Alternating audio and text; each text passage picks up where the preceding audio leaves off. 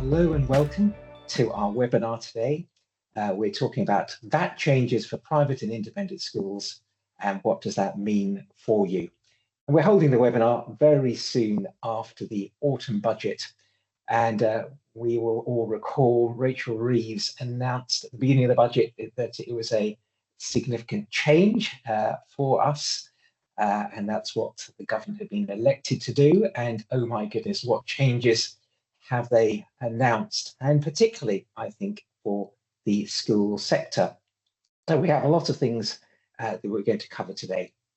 So first of all, introducing myself, I'm Sudhir Singh. I head the not-for-profit team at MHA, and I've been working in the sector for a long time. I've worked with Agwis and ISBA in the past, but more importantly, I've also been a school governor. I was vice chair of governors at a school in Hertfordshire called Abbots Hill, and I absolutely know that there are some big challenges for private schools as a result of these budget announcements.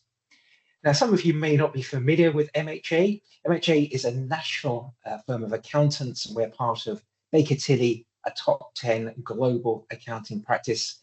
And we have charities and education as a sector as very much core to what we do, and something we've been focused on for over 30 years. And so what are we going to talk about today? Well, as I said, the webinar follows the autumn budget announcements, which confirm the changes that were announced back in July, affecting private schools in relation to both VAT and business rates. We know the VAT changes will apply from January 2025. Business rates, we don't know the details as yet. They will apply from April 25. But the whole purpose of this, the government has said, is to raise 1.8 billion that will go towards extra funding for state schools. So we know some of those VAT changes now, so that's going to be the focus of today's webinar. We've known about these changes that were going to happen for many years, in fact, because they've been part of Labour government policy, and we've been helping many of our clients prepare over those years. So we're in a good position to help. Who are we going to be talking to today? Well, you delegates come from a very wide range of organisations, a wide range of private schools, certainly not just independent schools and special schools. And one thing we'll certainly draw out is every school is unique. Who have we got to speak for you? I'm going to look at the speakers for today. I've introduced myself, but I've got with me three of my VAT partners in MHA. We have a very large VAT team, 30 strong, very much a VAT powerhouse, and our three speakers today will demonstrate our strong technical understanding as well as how highly practical our advice is. So Sue Rathmel, first of all, our first VAT partner to speak, has over 30 years experience in the sector and advising on VAT. Very much comes with industry experience. Having worked herself in a not-for-profit organisation. She's going to start by talking about legislation and guidance. She'll hand on to Robin. Robin has over 20 years experience and likewise has lots of very valuable industry experience, both in not-for-profit and the financial services industry. Puts him in a very good position to talk about partial exemption and how that will apply. And then finally, Jonathan has 40 years experience in VAT, wide range of industries, including particularly health and welfare, which is also very relevant. And he'll talk about some practical matters. And adding that up, I think we've got over 90 years worth of VAT experience to share with you this morning. So now moving to logistics, just going to that slide, going to just say that we very much want to encourage your questions. We received a large number of questions on registration from people, and we've included our responses to those questions built into this presentation. But you'll know there's a Q&A function in Teams. Please do use that. Raise your questions as we go through, and we'll save those up and answer them at the end. And we also have a colleague, or Jack from our VAT team, that will try and answer some of those as we go along through the Q&A function. If you're watching this, the best way of experiencing the webinar is using the view function to either use the option to focus on content or use a full screen. And we are recording the whole webinar, and it will be available on our website from early next week if you want to share it with your colleagues. So let's get going. I'm going to hand on to Sue Rathmell, who's going to talk about the legislation and guidance we now have. Thank you, Sue. Thank you very much, Sudhir, and hello everybody, and I extend my warm welcome to you. We're going to try and keep this very practical to help you prepare for the changes. I can't remember in all the years I've been working in VAT, I can't remember such a huge change coming in with such a short space of time for businesses to prepare. So I know it's very difficult. We'll try and keep this very practical, and please do put your questions in the chat box. And also, you've got our contact details. We're very happy to talk to you. We don't charge for an initial call, so please do give us a call. We can talk through your own specific circumstances and offer you help. Next slide, please. So what are we going to talk about? These are all the things that we're going to cover, including when you have to register, what VAT you can recover, partial exemption, and all the dreadful calculations that come as part of that and part of the capital goods scheme, VAT returns, and so on. So let's get started. Next slide. How did we get to where we are? Well, as Sudhir said, this has been a long time coming. But with the election on the 4th of July, within 4 weeks, the Labour government had published guidance and draft legislation on the 29th of July, telling schools to expect these changes and also dealing with prepayments. So we knew at that point that this was coming. There was more detailed guidance on the 10th of October, and that followed a period of consultation that HMRC asked for opinions to be given. And I don't think they expected this, but they had over 17,000 responses to that consultation. So a huge number of schools and VAT advisors and the Chartered Institute of Tax and charities and so on responded to that, made their comments known. Some of those things have been changed in the draft legislation, some of them have not. But we do at least have a bit more clarity now following yesterday's budget, so that we can help you understand where we are now. HMRC are holding webinars to help schools. I sat through one of those. I mean, it was useful in the sense that there was a Q&A function there, and it was well presented. So I would suggest you watch one of those if you can. And we have, as I say, updated guidance. HMRC are now accepting applications to register for VAT. And there's also an interactive tool that they've issued to help you as a school determine what date you should be VAT registered from. And we'll put the link to that in the chat. Next slide, please. So let's have a look at what the legislation says on the right-hand side of the screen here. So we are talking about schools providing full-time education for pupils of compulsory school age. In Scotland, that's called school age. And also institutions where full-time education is provided over compulsory school age but under 19, principally concerned with education suitable for the requirements of people of those ages, such as sixth form colleges, where fees or other consideration are payable for that provision of full-time education. So schools, colleges, where a fee is paid. And if we have a look on the left-hand side of the screen here, we've got a list. So these changes impact independent schools and special schools.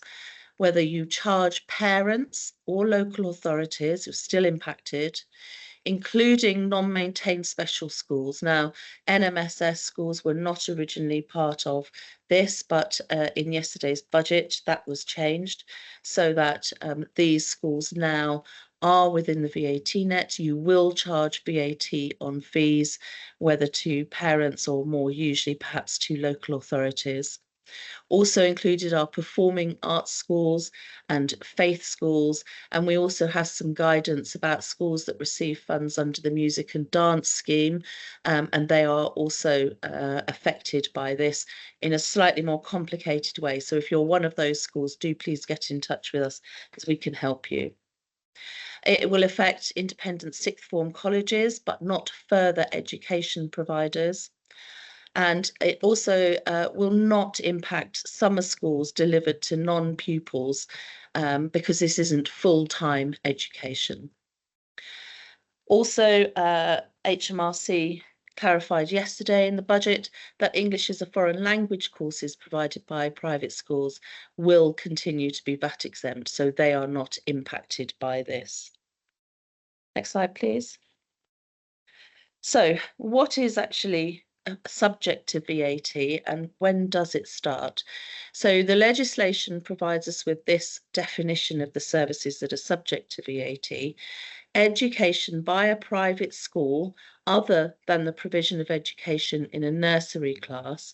Now that was also clarified, the impact on nurseries. So nurseries will continue to be exempt from VAT under the welfare provisions rather than under any of these provisions that we're talking about today, unless the class concerned is actually wholly or mainly made up of children of compulsory school age. So if you have a class like that, you will have to charge VAT, but otherwise they're outside the VAT net and continue to be exempt from VAT. Also subject to VAT, though, is vocational training by a private school and closely related board and lodging. So if you are a boarding school and you're charging fees for boarding, then those will automatically be standard rated. Other closely related, and this word's in inverted commas because we've come across this term before in relation to education, and I will have a slide next up to have a look at that in more detail. But other closely related goods and services are exempt from VAT if they are charged for separately. So HMRC guidance confirms that all tuition fees are subject to VAT, including fees for a child with an educational health and care plan, an EHCP, or the devolved equivalent. So there was a lot of talk about children with special needs who had an EHCP and whether their fees would be subject to VAT. They are. So if you are charging parent, that will be subject to VAT. If you're charging the local authority, that will also be subject to VAT, and local authorities can recover that VAT that's being charged to them. From 30th of October, sorry, just go back a second. From 30th of October, so from yesterday, basically from the date of the budget, school and boarding fees for school terms starting on or after 1 Jan 25 will be subject to VAT at 20%. So for school terms starting on or after 1 Jan 25, fees for the school fees and the boarding fees will be subject to VAT. So that's important to remember that. We're going to look a bit more closely at the income that you're receiving and when it's subject to VAT, because it impacts on when you have to register for VAT. Next one, please. So just finally from me, having a look at what closely related goods and services means and why it's important. So a package of goods and services charged for a single fee is a single supply. So if you charge for fees and boarding fees and catering and maybe transport to and from school as a single amount, then all of that will be subject to VAT at 20%. The only alternative to that, well, two alternatives. One is that if the main purpose of the supply is the provision of welfare rather than the provision of education, then your supply will be exempt. Welfare provided by a charity or a state-regulated welfare provider is exempt from VAT, but we have this question that HMRC posed, which is a very difficult one to answer, is what does the parent or guardian of the child think they're getting Do they think they're getting education for their child? Do they think they're actually primarily receiving welfare services? And on the whole, my thoughts are generally that you're receiving education rather than just care. So that is generally VATable. The other alternative to not charging VAT is if you pull out of your single supply these separate supplies of closely related goods and services. So you show them separately, you invoice them separately with a separate fee, then they can be exempt from VAT.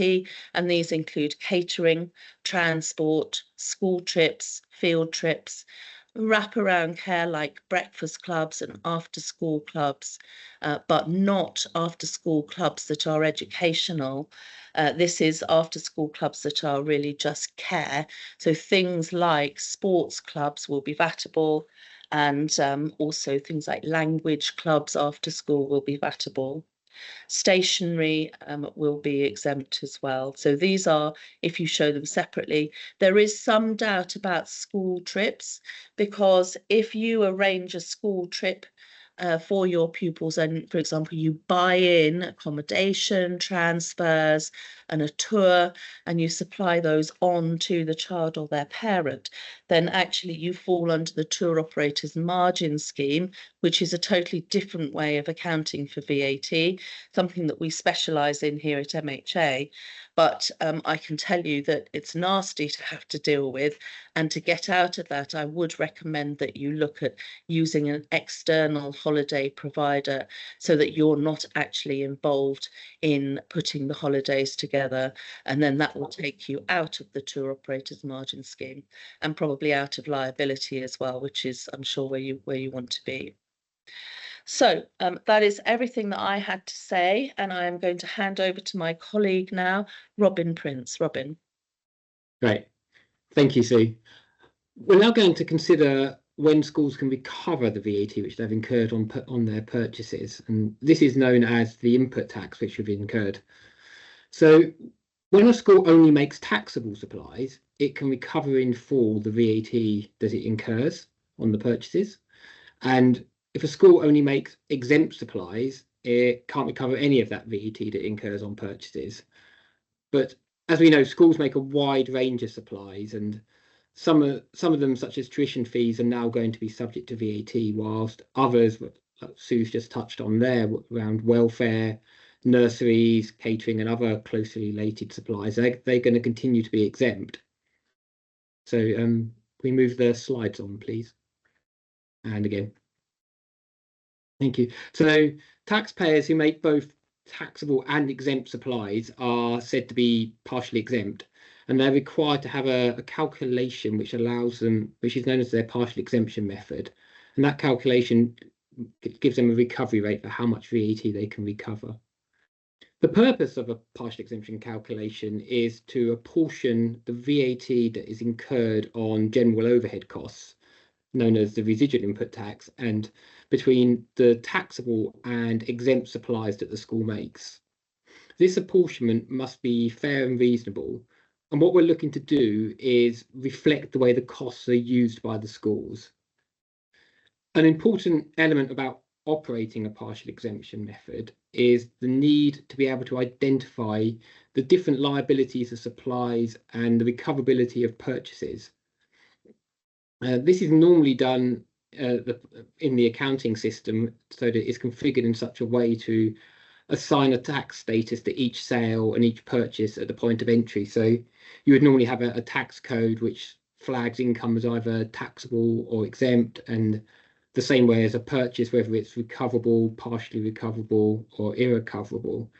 But for that to be possible, the school's accounting system would need to be set up to enable that flagging at the point of the purchases and sales being inputted. Now, obviously, the problem lots of schools will have is their accounting systems would have been implemented at a time when VAT was not envisaged being implied on schools. So it might be the case that schools are going to have to look at different ways of being able to identify those supplies when they're looking at their partial exemption method. So before we look in detail at the partial exemption methods, we just want to quickly touch on the concept of a VAT year. So we can just move on. So under a partial exemption method, you first of all recover the input tax in the quarter where you incur it, but then you're required to adjust that recovery over a longer period, over the full year in which input tax is used. There are times when that period isn't quite a full year, specifically when the year when you VAT register and you're aligning with your tax year. So when you register for VAT, HMRC will assign you a VAT year, and that will end in either March, April, or May, depending on whichever VAT stagger you're put onto. However, similar to universities and colleges, schools are likely to want a tax year which is coterminous with their financial and academic year, which will be ending in 31 August. Now, it is possible to have a tax year which ends 31 August, but that's going to need to be requested in writing from HMRC. They won't just assign you that tax year, because that's not the normal staggers which they provide. So it'd be something you'd need to request from them.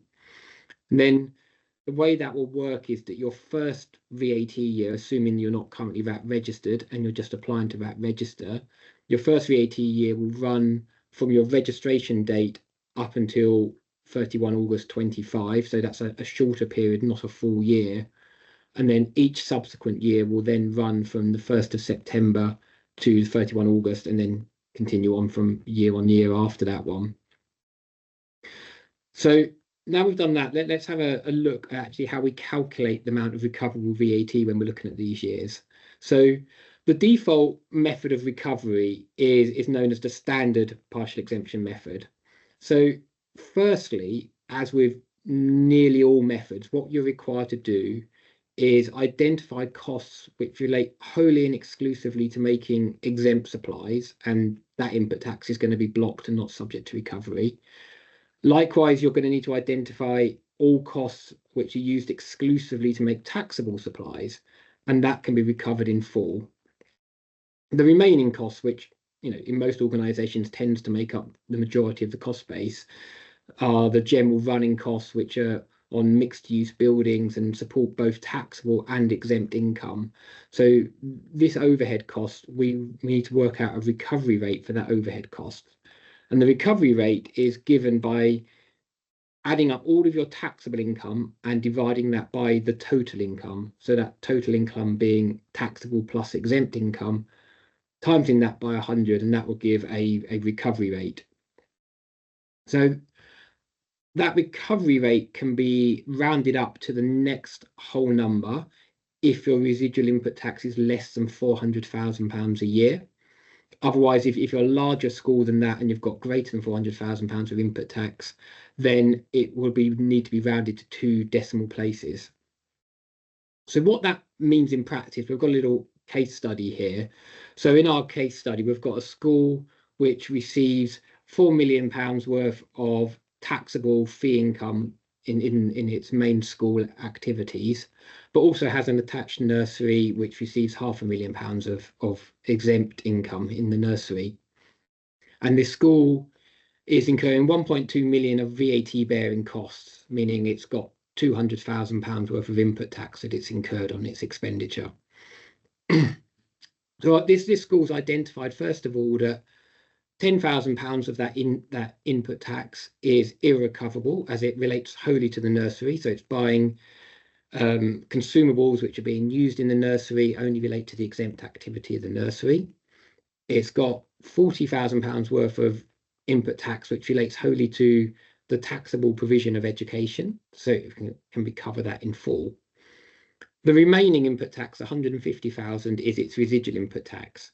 So its recovery rate is going to be the taxable income of 4 million divided by its total income, with the 4 million plus the £500,000 of exempt income, times by 100, giving it a recovery rate of 89%. Now it can round that up to 89% because its input tax was less than 400,000. It then times that 89% by its 150,000 of residual input tax, meaning it can recover 133,500 of that, and it adds on to that the 40,000 it could recover in full, meaning this school could recover in that year 173,500. of input tax.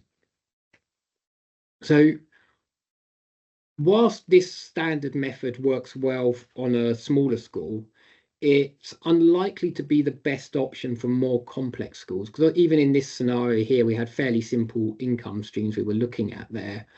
But if we take this case, this example school in our case study and assume that it now decides to build a new performing arts theatre, and that performing arts theatre is predominantly used by the senior school.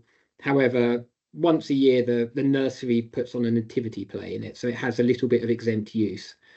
Well, the input tax that it incurs on building that performing arts theatre is going to have that 11% restriction on the recovery of input tax, because it's now gone into residual use. And that isn't really a fair level of restriction. It doesn't really reflect how that building's used, because a few hours of exempt use once a year has meant that the input tax has been restricted to recovery. So it's in these circumstances when the school might want to consider using a special method. And so a special partial exemption method, or a PESM as it's known, is looking to achieve the same thing as the standard method, but in a more sophisticated and tailored way. So, for example, rather than grouping all the activities together into one single pool of input tax which you can recover, what you can do is have different sectors and look to split the school up into different sectors. So, for example, you might have one sector which deals with the nursery. Another sector, maybe it's got sports facilities which they let out for public use, and also maybe it wants another sector for boarding houses which also have out of term time lets. And what those sectors allow is that each different sector can have its own recovery rate, which better reflects how that part of the school is used. And then you can also have a bespoke way of allocating your input tax into those sectors. So various different drivers can be considered, whether it's floor space, turnover, number of students. There's many. It's really up to the school to devise how that would be. Really, the main overarching requirement is, though, that it must reflect the use of the costs and also provide a fair and reasonable level of recovery rate. But we would sort of recommend for most schools that have got any more than a few different types of income stream, it's likely that a special method would be the fairest way to recover that input tax, especially when you're looking at capital expenditure and building certain parts of the school which maybe aren't used by all areas of the school. So on our next slide, we're going to look at the one final important area about VAT recovery, which is the capital goods scheme. And so whilst most input tax is recovered in the year that it's incurred, and you just look at the recovery rate in that year, for larger capital projects, we can adjust those over a 10-year period. So items which are subject to the capital goods scheme include the purchase, construction or refurbishment of a property, which costs more than £250,000 net of VAT. This does also include civil engineering projects, and HMRC accept that a civil engineering product will include running tracks. It's not clear whether how much wider that goes for other sports facilities, so whether like a hockey Astros would be included or not is not quite so clear, but certainly why it can be wider than just buildings.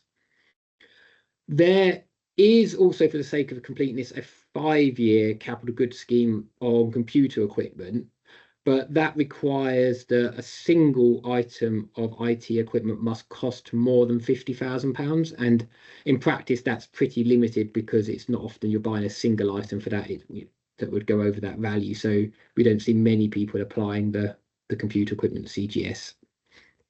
So essentially, the way that the capital goods scheme works is that you recover the input tax in the first year by reference to your recovery rate that you have in that year. Then in each of the following 9 years, you will true up or down that recovery rate, depending on whether your recovery rate's gone up or down. Now, this is going to become particularly relevant for schools who have undertaken capital projects in the past where they've not been able to recover any input tax on that because they were just making exempt supplies, they will now have the ability to claw back some extra VAT recovery in subsequent years. So there's a quick building on our case study on the side there. So I'm assuming now we had a school which spent 1.2 million, so incurring £200,000 worth of VAT on a new theatre in February 2001. At the time, the school wasn't able to recover any of that VAT. Now, with education becoming taxable, this school now has a 90% recovery rate. What that means is, in the current year, it can recover 1/10. So it takes the £200,000, divides it by 10 because of the 10-year cycle for capital goods scheme, and it can recover 90% of that. So it'd be able to recover an additional £18,000 in this year. And then because it's still got 6 years left, it can carry on recovering that 18,000 each year for the next 6 years.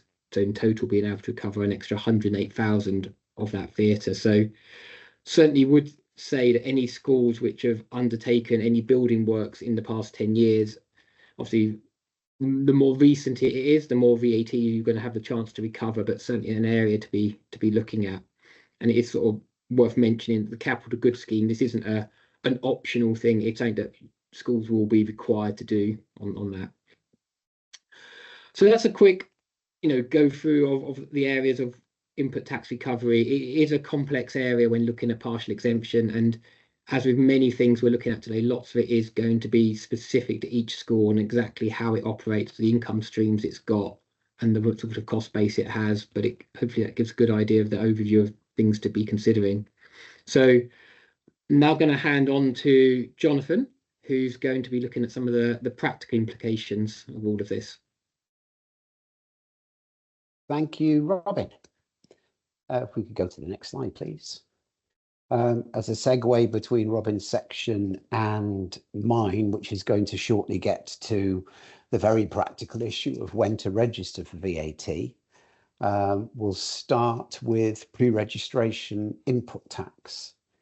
This was a late entrant, relatively speaking, to the element of good news for the school sector in terms of not just the capital items scheme, which Robin's talked about, which is very specific to capital expenditure in excess of £250,000 in the circumstances that Robin outlined. This is more general. And as the slide indicates at the start, the ability for a newly VAT registered business to recover VAT is certainly not sector specific. All newly registered businesses have the ability to look backwards to the period prior to VAT registration, 6 months for services, 4 years for goods. And an immediate question may be the definition of services. I can think of one school, for example, I'm working with in the Northwest, that has spent £200,000 to £300,000 over a 2 to 3 year period on modular classrooms to provide more space to, more teaching space. There is a risk that will be seen as services rather than goods, because that would be what you have bought from the building contractor who installed the classrooms for you in the grounds of the school. So that does need some careful thought. But putting that point to one side, classroom equipment, for example, if it's still on hand at the point of VAT registration and it was purchased within the last 4 years, there is the ability to recover a proportion of that VAT. The second half of the slide on the left starts to elaborate on that point, because unlike a normal, if you want, wrong word probably, unlike a business that only makes taxable supplies but has just breached the VAT registration threshold of £90,000, in this case, the pre-registration input tax easement has to take account of the fact that before the business registered for VAT, it was using those assets to make exempt supplies. as is obviously the case here. And that's why HMRC talk about this concept of goods having an economic life of 5 years. Their own guidance indicates that 5 years isn't an absolute. If you have a depreciation policy for certain assets in your accounts that's different to that, that might be worth considering. If there's a better answer that you can achieve by reasonably saying that these assets have a longer life, and therefore I should be able to reflect that in the number of years post VAT registration that I can allocate to taxable use, that's absolutely fine. It would just be a matter of being able to prove that's the case, I would say, provide evidence of the continuing use of, in this case, classroom equipment.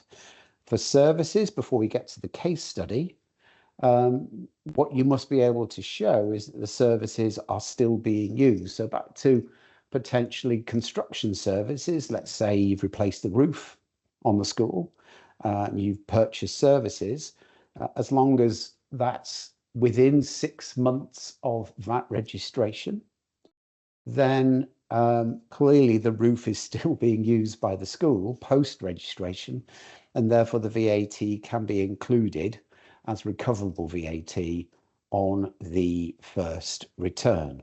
I can see quite a lot of debate with HMRC, particularly on services, as we enter the post-VAT registration period and schools start to get HMRC VAT inspections. So evidence will be important. Picking up on the case study on the right-hand side, I've assumed that a school has spent £240,000, inclusive of £40,000 VAT, on classroom equipment in September of 23. So prior to, a year or so prior to the introduction of VAT. School registered for VAT on 1 December 24, and I'll come to why it might be then and not January and on the next slide when we get to it.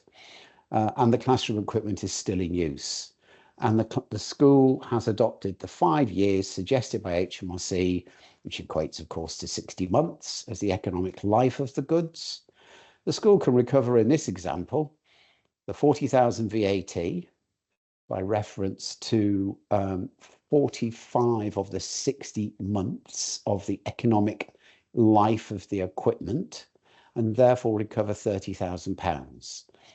2 final points to make, one of which is the final bullet point.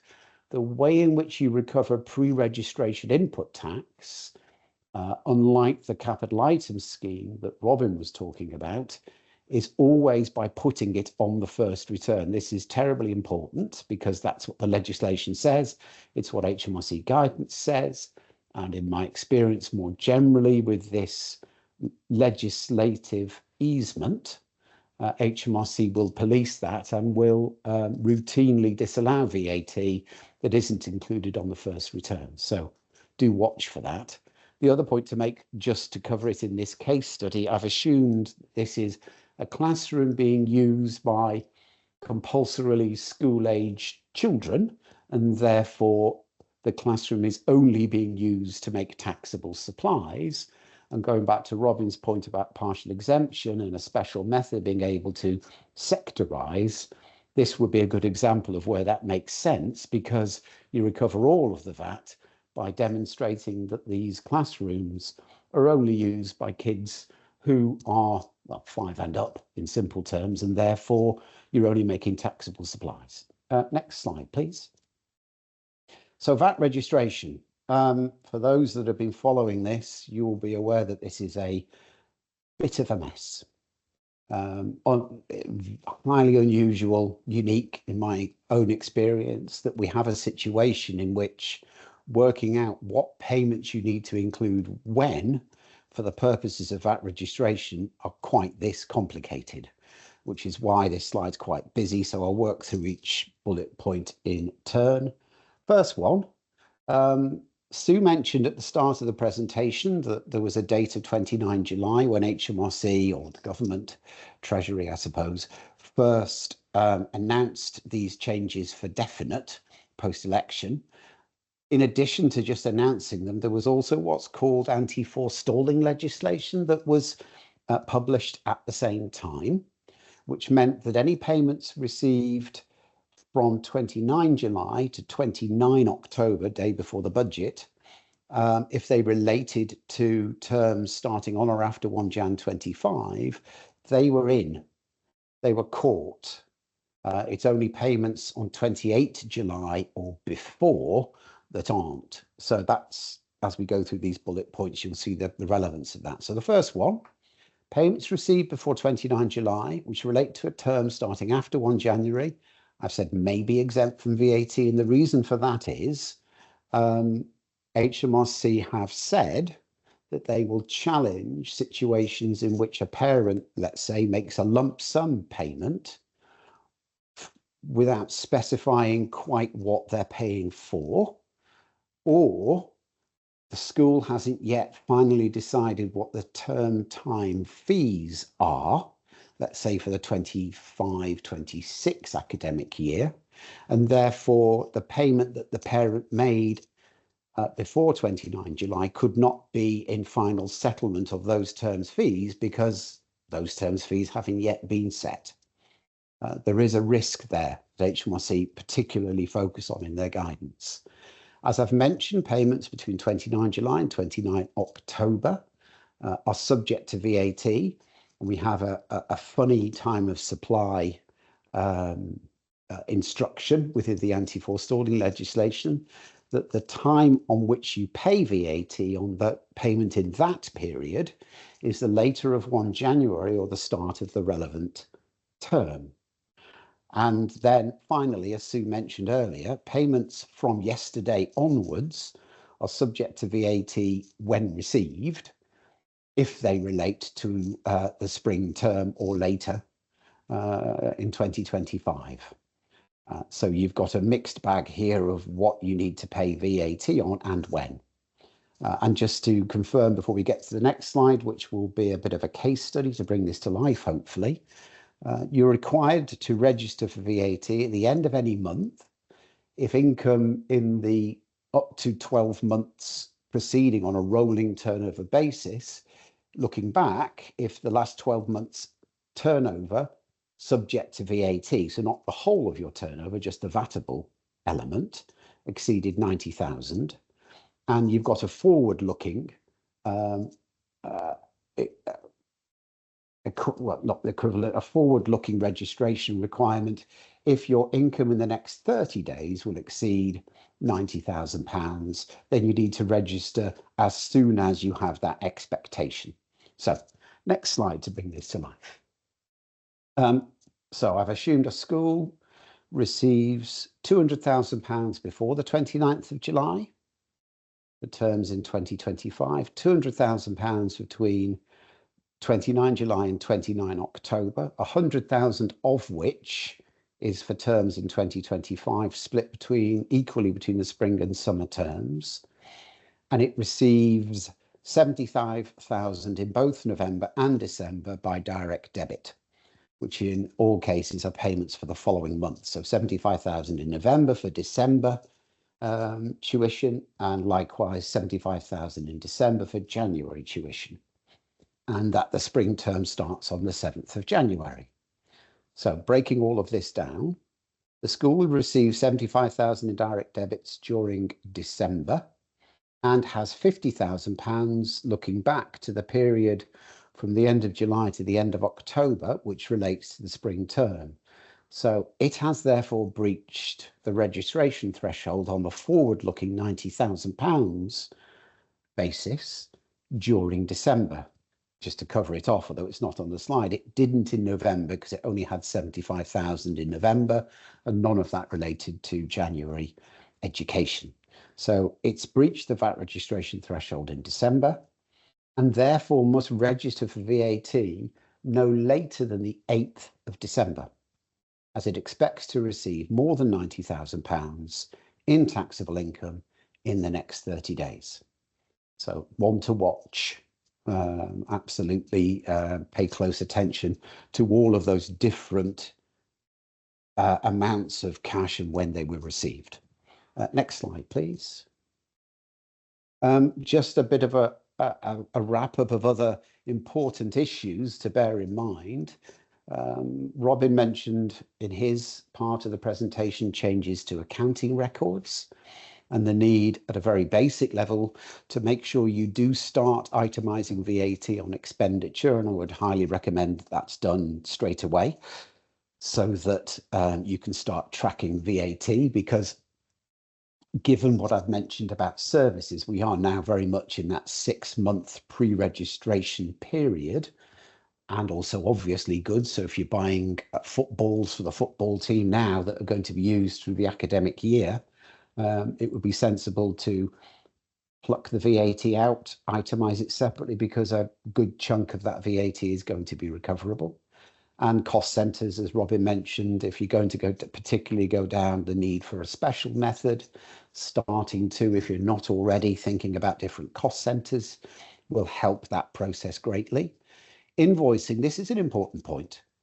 Invoicing, you only need to issue a VAT invoice. According to the regulations generally applied to all VAT registered businesses, you only need to issue a VAT invoice to your customer if the customer is VAT registered.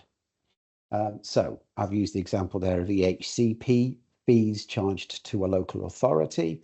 Local authorities are VAT registered, therefore you are required to issue them with a VAT invoice so that they can recover the VAT you're going to start charging them. This reflect how you would deal with charges to parents. In comparison, I really wouldn't recommend, unless there's some other overriding reason to do this. If you're thinking about starting to itemize charges to manage in a reasonable way your VAT bill to HMRC by splitting out the things that Sue mentioned earlier, such as catering, transport to and from school, you're giving yourself a real headache if you issue a VAT invoice to parents, because you're going to have to try and work out what VAT applies where. Much better to issue the normal invoice, itemize out the various charges, and remain silent on VAT, because it'll be a lot more straightforward. And finally, VAT returns. These will be submitted once a quarter. You'll need Making Tax Digital MTD compliant software to submit them. You've got free choice on what VAT cycle you wish to go on, whether the end of Jan, the end of Feb, or the end of March, and then 3 months thereafter. Makes most sense for that to coincide with the end of your financial year, whether that is the end of March or the end of August in quite a lot of cases, will probably dictate which VAT return cycle you wish to be on. If you're going to pay more than 2.3 million in VAT over to HMRC, which would be the net of your output tax, your sales VAT, less the purchase VAT input tax, if that's more than 2.3 million pounds a year, then you'll be required to go on monthly payments on account. It'll take a while for HMRC to catch up with that, typically the first year, so you may not find that you're required to do that until 2026, perhaps, once HMRC's computer's done its sums. And the final point, in terms of cash flow, let's assume that your first return is to the end of Feb 25 to coincide with an August financial year end. That VAT will be payable to HMRC 1 month and 7 days after the end of the first VAT period, which takes us to 7 April. So in terms of managing your expectations on when the first VAT bill is going to come home to roost, it will be probably no earlier than 7 March for a January return, no later than 7 May for a March return. With that, I think we've reached the end of our presentation. I think that's my final slide. So be happy to take any further questions. Thank you for listening. Thank you, Jonathan, and thank you, Sue and Robin, too. Here are contact details for all of us. As we've all said, do reach out to us. We'll be delighted to assist with anything you might want. There's also plenty of details on our website, as well as in terms of the wider issues of the budget. There's quite major changes announced in the autumn budget, lots of autumn budget commentary on our website. So final comments, my takeaways are: you need to act swiftly. Literally, it could be tomorrow that you might need to do this. There are significant complexities that all my colleagues have highlighted, and that's even before we've seen the changes to business rates. So certainly act swiftly, but also be prepared for a second round of changes and things to address. There's going to be some wide practical and strategic issues for your schools. We have a really large VAT team, as you've seen, as well as other advice, and we're ready to assist you if we can certainly do so. So please do get in touch if we can help. But thank you so much for your attention today. We really appreciate your involvement and your questions, and look forward to seeing you in due course. Thank you very much. Goodbye.